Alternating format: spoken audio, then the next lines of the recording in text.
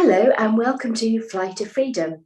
Today's episode is all about emotional energy. And we have Laura here, who is a psychic medium who studied at the College of Psychic Studies in London. She's a big fan of nature, rituals, and having a really good laugh. Her readings focus on the overall emotional energy and what stands in people's way of achieving their soul calling.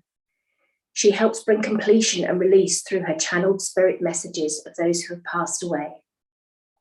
Hello, Laura, and welcome to my podcast.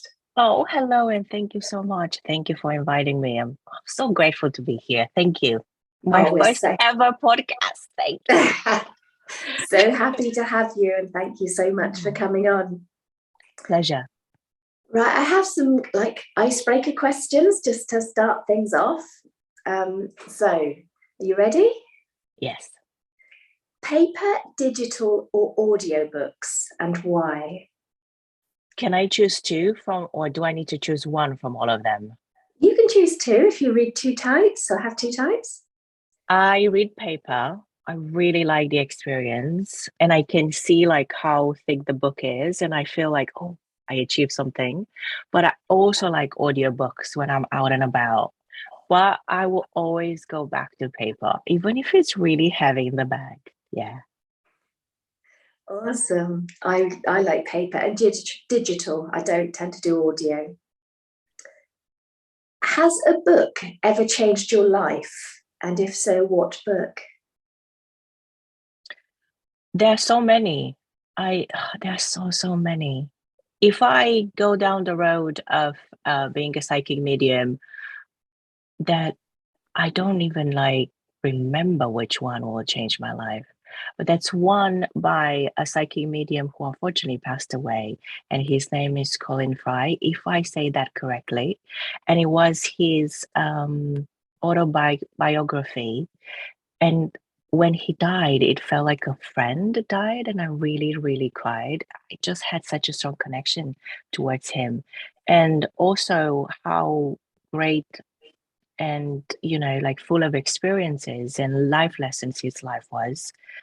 Yeah, that one will always be in my heart, and so many others. If I have to pick one, I would not know, but I also love romance novels. They're really great as well. Awesome. A little bit of escapism going on there. Yes. That's wonderful, isn't it? Love it. What's your favorite sound or smell, or both? I love the smell of the grass after a good rain, but I also love the smell of snow when it's just, yeah. I also love the smell of my cat.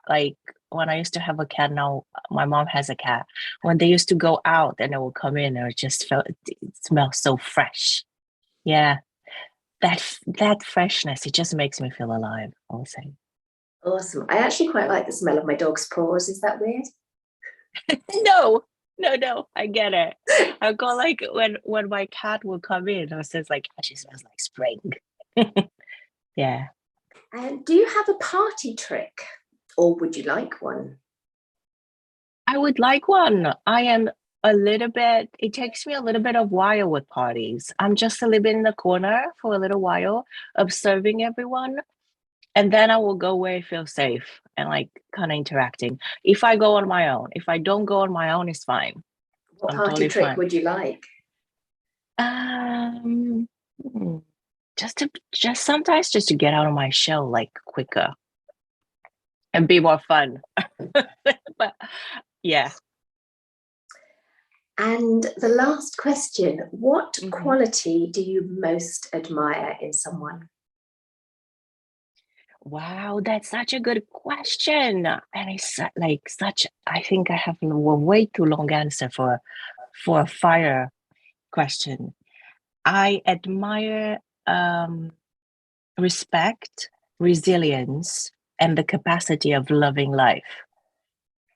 Awesome. Very good qualities. Right, so got through those. On to the real subject, emotional energy. So tell us a little bit about yourself and how you came to be where you are in life. It took a really, really long time to be where I am and a lot of life lessons. And my goodness, there were times where I really want to give up on being the sensitive one and having this psychic ability gift. And I think it took me to get out of my shell and understand the benefits that my psychic ability readings do for others, to be able to be like, yeah, I'm going to put my hand up and do it as I would say, not as a job, but just do it as something that I really enjoy and keep on going with that. I was born in Romania. I lived in New York for a little while, and I have been living in London for about 13 years, I think, 13, 14 years. It's still a kind of a love-hate with London. I absolutely love New York and I felt like comfortable right away, but there are so many bits and bobs of London that I really like. Um, and having a psychic ability gift and a mediumship, I have had it my whole life, but just going to school and understanding how to work with energy, how to work with the emotional blockages of others, of my own as well, first of all, and then others. Yeah, this is how I got here. A lot of lessons, but my goodness, I wouldn't take anything back. So one of the lessons that you went through was your own eating disorder, wasn't it? Yes, it was. Can you tell us a It little still bit about? is. It still is. There's still moments about, there's still moments where everything I put in place kicks in as my tools. Um, I'm a binge eater. So in order for me to just I think it got triggered after COVID. I have had it, it was always a disposition of mine my whole life. But after COVID, the panic attacks and the anxiety and of not knowing what's going on really brought that up to the surface. And it can be, for someone, can be something, oh my God, there's so much fear here. I don't want to deal with it. I want to put it under the rug. With everything that I do, it came up to be healed. So to deal with it, to kind of have a look into it and see what is going on underneath. And I am so grateful for everyone that was on my path, and like my therapist as well, my two therapists, and just really dealing with it, because being a sensitive soul, emotions are so high, and I haven't had the tools to deal with them. So that's why I went into binging. And I have been recovering for about, I would say, a good year and a bit. And I know you are a recovery coach, so recovery is so worth it. But I didn't see it in the midst of it. I worked with a coach for about 4 months, and Julia, I felt this is not going anywhere. Oh my goodness. I felt like in the midst of it, what I call the mud. We have to go through the mud sometimes to get a little bit dirty with life lessons and things that we need to learn about ourselves. I love that And analogy. and the tools I had to put into my belt and understand why I was doing it, what was behind it. And coming at the end of, like, walking through that mud tunnel and seeing the light of it, the recovery light, I would say, it's just so much love towards myself that I didn't have before if I haven't gone through it.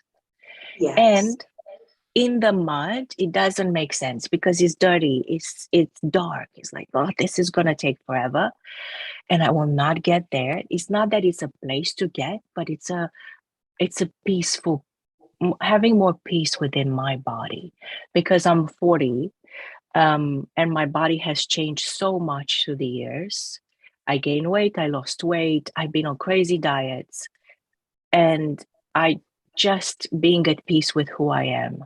It was just incredible as recovery. And I really suggest it. I know it's hard, but as an invitation for everyone, it's worth it. It is really, really is. So do you think that going on lots of diets, was it what triggered your binge eating? I didn't know how to diet well. So I would just kind of go into very low calories and restrict, and then binge. Restrict, and binge. But then I started to restrict so much that it just got a little bit like crazy because the Awesome. panic attacks and the anxiety of it. Um, for me, the one that I will not suggest, but it's not up to me, it's up to everyone. The one that triggered it was fasting because it's so much into the restriction of it. And I know there are like rules, you know, and if you're really hungry after before a certain hour, you can definitely eat. But I wasn't that. I was such a control freak of my body that it would just go into anxiety from there. So I really don't suggest dieting to anyone. No. No, I know what you mean about fasting, and binging is a biological reaction to restriction. It's not the Mm-hmm. binging that's actually the problem. It's just all because of the restriction, even if that's just mentally restricting and telling yourself Yeah. that you shouldn't be having it. But yes, fasting, my anorexia loved it. It was the perfect excuse not to eat. But yeah, no, it did me no good whatsoever either. It was not a good I plan. lost I lost the weight with it and I was so proud and so happy. But then I gained that weight in like a heartbeat because I haven't done the work, you Yes. know. It's not emotion like those emotions that I had to deal with that were like piling up, they were still there. What I was doing is controlling it with food. I'm laughing now, but it was, you know, that's all I was doing. And I was like, no, no, no, no, we need to deal with this. And it does take a lot of strength. But as I said before, my goodness, there's so much light at the end of the tunnel. And yes, oh, I could not like tell to your listeners like what I can only say what it has given to me, and how incredible it was for me, but it's just so worth it. So tell us about emotional energy. I mean, what even Mhm. is emotional energy? So emotional energy, how I define it, and that's just my definition. It goes from the blockages that we have built. And I know trauma comes into that. And then when trauma happens, it's all the freeze, flight, and fawn, I think is the other one. But also the body gets trapped with those emotions at times. So when I do my readings, I look through the overall kind of blockages and emotional blockages, and it's mostly emotions. It might be anger that hasn't been expressed. It might be something that we lie to ourselves, but as a medium and as a psychic, I can see it clearly. So those kind of pockets, they kind of keep us, and the belief that we think is the truth for us, those create emotions as well. So for me, when I read into those, I kind of linked it to the belief, and then from there I just give a little bit of advice, a little bit of rituals to do, something that it's simple and easy because we live in a Western world, and if we have to go from here to there, it's a lot to do. I don't really suggest to anyone to sit and meditate there for 10 hours because we don't have them. So everything that I say in regarding those blockages, those emotional blockages, it's very simple little tools that can be used all the time. Awesome. So when you gave me my reading, which was Mm-hmm. amazing, thank you very much, you told me that Pleasure. I was living in my masculine energy and needed to connect a lot more to the divine feminine. Mm-hmm. What does that mean and why? Why do I need to do that? You know, I forget all my readings. I don't remember because they are channeled. So when it's like, I have to like, oh, it's a softness with the feminine energy. You know, you are an incredible being. You have so many qualities. And I know you have been in through a lot, a lot. And the doing, as women, sometimes we take that on, and that is more masculine. The letting go, the surrender, I think It's not something that comes easy to all of us, men or women. Um, and it's something to have a think about and incorporate little by little, like little sprinkles of glitter here and there, if you want. So it will make it sometimes like the balance between the two, but bringing more feminine energy just makes sometimes life easier. That's it. I know it sounds simple, but my goodness, in reality, it's not. So yeah. Not only for you, for everyone. I just, I I had to learn to surrender. When I do a reading, I'm not really there. There are bits of me that are there, but I had to learn to surrender and channel. And we do that the most in trance mediumship, where the spirit guides takes in the body. That sounds weird. And sometimes trans mediums, they even change their voice. They even change how they look because the spirit comes through with their messages. And that it's a complete act of surrender. So I had to learn, and I'm learning that all the time. And it's something like when I have messages that go through, and I'm like, I question them in a moment with my humanness. I have to let it go. And that was such a great act of like feminine energy as well. To surrender to spirit, to surrender to a bigger power, to really go with the flow in a So way.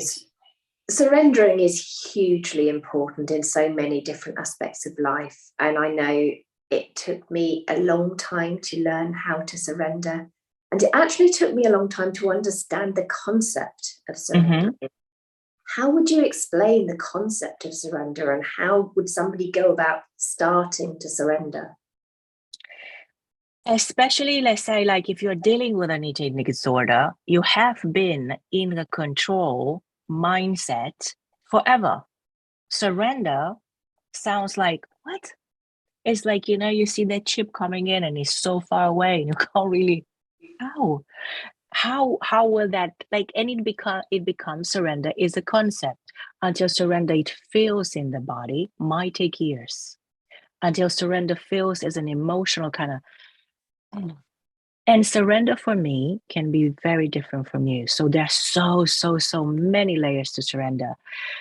But I would say in a simple way, there is more to life than our ego, our little bodies. We live on Earth. We don't know what else is there. I mean, we know about the planets, but it's so much to where we are right now that sometimes it's easier to surrender to the universe or surrender. Oh no, even simpler. Surrender to the beauty of nature, for example. You ask me about the smell.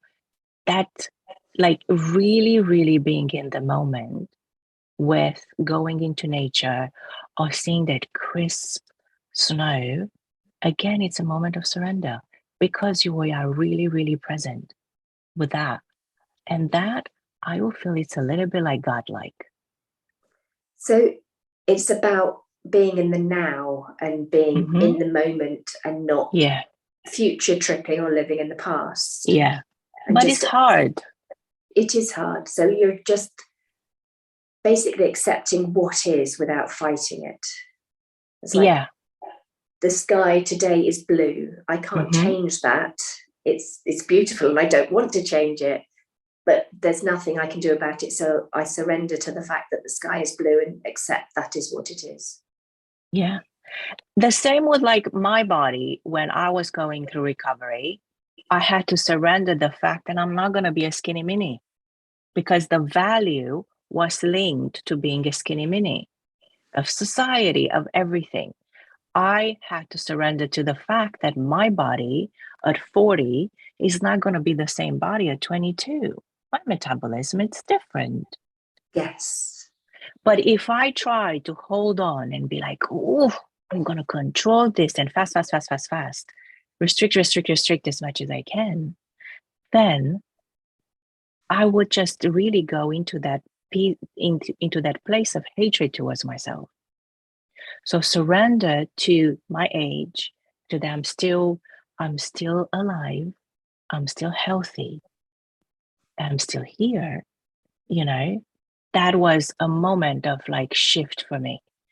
And it doesn't have to, and I had to change the mindset as well of like how the body looks. But I just had to surrender and trust as well. But that comes after how my body is. Because, you know, it's okay to be in this body and not a skinny mini. Does that make sense? It does. It's a beautiful explanation. So Okay. beautiful. Thank you. Yes, Yeah. it makes But total. again, surrender. It's such an incredible concept. And as yourself, it took me years for it. I was like, why would I? I like to control everything. Hell no. Yeah. So controlling is living in the masculine energy. It's a lot of masculine and controlling. Yes. Yes. It's do. I have to. And it goes on as well with like, I would say the ego part of, you know, like I have to pretend, I have to, you know, but yeah, controlling goes into the masculine. Again, it's a balance. We have to have a look at like what we can do, and you know, we have lists to do, we have lives to live. But sometimes, you know, if we look at the list and say, you know, surrender to that list of to do things and bring in the feminine, you know, maybe we don't have to do all that list. You know, maybe that list is too long, and bring that softness into it. Softness. I would say that softness is love as well. Yeah. So all people need a good balance of masculine and feminine, regardless of their actual gender. Yes, we do, but it's like in yoga. If we try to do a balance pose, we're always going to be out of balance. So understanding what out of balance is with those energies, it takes time. It doesn't come easy, and it doesn't come in a 2 minutes meditation. It takes time, and be gentle and loving towards ourselves with it. Um, but you know, just knowing when we are out of balance, because you know, sometimes we might be a lot into the feminine, but we need to go and do some actions. Sometimes we might be a lot into the action and less into the surrender bit and the flow bit. We might still do a lot of things into the flow bit, but it might feel like kind of like that cranky energy. It's like, oh, I really have to do it. So it's always a mix, and it's for everyone. It's defined by every single individual. Mine might not be the same with yours might not be the same with someone else. So finding that balance, it's incredible for that individual, and I invite everyone to be able to kind of see where they're out of balance and to bring it in, just a hint, and that's all that it is. Sometimes it's so hard to accept that we are all totally individual, and what's right for our friend isn't necessarily right for us. And society's ideals and standards really don't help with that at all, do they? No, they don't. Especially with women, and don't we know it? Yes. So how does your work help? I mean, you can actually see people's energies, can't you, and their blockages. Mm-hmm. And that's just incredible. And I find that really hard to get my head around, but it is absolutely incredible. And you Oh, also thank get you. messages as well, don't you, channeling through you from people that have passed. How does that work? And what do you ever get? I don't know what I'm saying here. Do you ever get like really profound things, or tell me about that? I think every single thing that I say to that person, to that individual, can be profound for them. I don't get if I have to sit and channel to get humanity, like where humanity is going, channels, messages. I'm not into that. I am more into, I want to help this person, and I want to help this person, and then I want to help this person, and I want to help this person, because it creates a ripple effect. Mm-hmm. I'm not really into thinking of a ripple effect just yet. I'm thinking, I really am there to help this person in front of me. Because if they came to a reading, it takes courage and bravery. They don't know how is this going to go. Yes. They don't know what will come up. And they, especially with messages from someone who passed away, I can't give you 99% that they will be there. Sometimes they are, sometimes they aren't, but like mostly they will always be there. We don't know what that person went with the person that is passed, the completion that can happen, the healing that can happen, the anger that sometimes might arise, the things that haven't been said. So when that person comes in, and if you ask me the how, I don't know how. I think the channel that I have developed through the years, I have had this gift my whole entire life. And sometimes you feel so overwhelming. So I need to learn to ground and be with the energies, because at the moment, because I have learned so much how to stabilize everything and how to shut myself down. Because people come to me, oh, you're a psychic medium. Oh, can you read me? And they give me their palm. And I say, I don't read palms. I have no idea what's going on. Because some of us read palms, some of us are clairvoyant, some of us see energy. I feel them. Mm-hmm. So I used to have an exercise at school, at the college psychic studies, when our teacher will put you next to a white wall, and I couldn't see nothing. Absolutely nothing, because every single one of us has a very different gift, and it's so specific to who we are, the lessons that we have learned, but really who we are as a person. And I forgot the question. I got so much into the dance, and I got a question. Ask me again. No, you did answer it. You did. I'd like to pick up on, you said about anger, and anger can be involved when messages come from the other side. So that can be quite frightening. Do you mean anger from the person that you are doing the reading for, or anger from the person that has passed? The person, so everyone that has passed, they're shiny and pink. I don't have anything than love coming from them. No matter how they live their life, no matter how annoying they were in their life, when they come in with a message for their loved ones, it's because they really, really love them. They really, really want. Go ahead. They're always comforting, the messages that they're always never scary and put people down. No. That's not what I stand for. They won't come to me. Maybe no. So when someone has passed, all the, I suppose, earthly issues like anger and manipulation and any negatives that they showed when they were living have gone. Their human clothes are gone. Okay, and they're just pure love. They're pure love. That's they beautiful. Really are. Yeah. And they feel as well what they left behind. They know as well what they left behind, because that's why they come. They come with those messages. So the person in front completes something, heals something that only between, because I'm the channel, that's only between the person I'm reading for and the spirit, the person that is in the spirit. So I'm just saying what they're saying to me. I'm not even there. If you ask me, what did it, I was like, I don't know. I have no idea.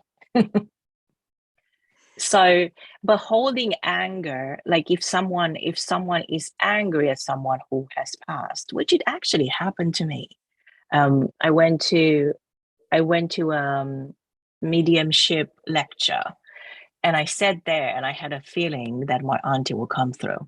I had a feeling, I knew. So she was not extremely harsh, but she was kind of harsh when she was alive. Like it felt like everything I was doing, it wasn't good enough.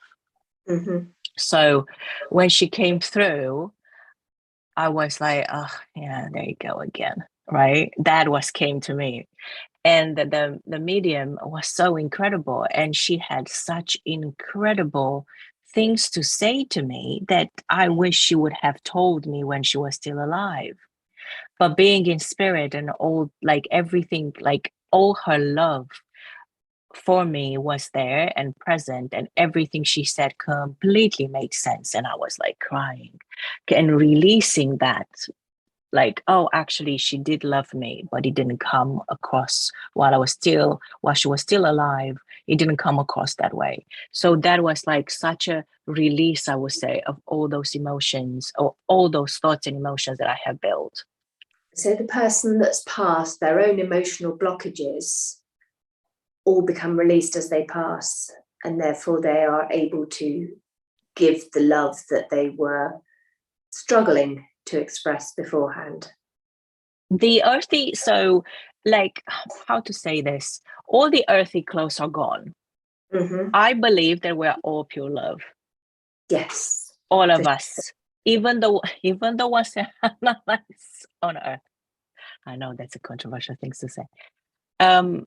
So when they go on there, they will learn the lessons. So they go through a phase where the lessons are incorporated, and then when they come to talk to a medium to give a message, it's those lessons, and it depends on the level that they are. I don't know much about this, but I can channel it, but that's not the point here. But those earthy, like all those things, like we know on earth, the emotional kind of bit, it's gone. So just But they have that goodness, like good personality about them. But I don't feel them like that. I feel them with emotions and a lot of love that come from all of them. I have that's what they are there in the reading, to bring in completion and a release, really. So really coming to see you would be, well, you can do it by Zoom, can't you? Because we did. Yes, I can. Yes, I can. But it's all about, it's not predicting the future. It's all No. about finding what's blocking you and you giving some suggestions of how to start releasing that. Mm-hmm. And then some completion and release from messages from the other side. Yeah. And sometimes they don't have the messages that I have. They don't have to be just of completion. Sometimes the messages that I have, they're just that love that has been there. You know, it can be someone you really miss. Yeah. And they come in to be there for you, you know, and to kind of tell you, yeah, we're still here. Some comfort. We're still, yeah, comfort. Yeah, exactly. I couldn't find the word. They and that is so, I find that is so beautiful, because it makes this world and the other realm and the other world like a little bit closer. Yes. Because we can get so caught into our minds, and we have to reach that goal. We have to have this by this time. We have to do this. Have to have this body, lose this amount of weight. That at that time, it's like, oh yeah, we're not really on our own. We always Sometimes have we help. just focus on matter and forget that we're in fact all energy. Yes. Yes, That's amazing. And thank you so much for my reading. I know I got very emotional during my reading. Is that quite common?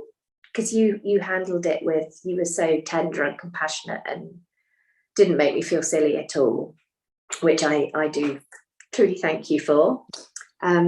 Is it common for people to feel really quite emotional? It depends. I think you had very strong messages. That's why. It all depends. You know, every single reading is so tailor-made to the person that I have in front of me. I don't know what is going to happen. That's why the surrender bit is not really about me in there. It's about the person that I have in front of me and how I can serve. That's it. And I want them to feel loved.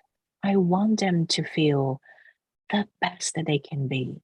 I want them to know that, you know, there's so much love out there for them.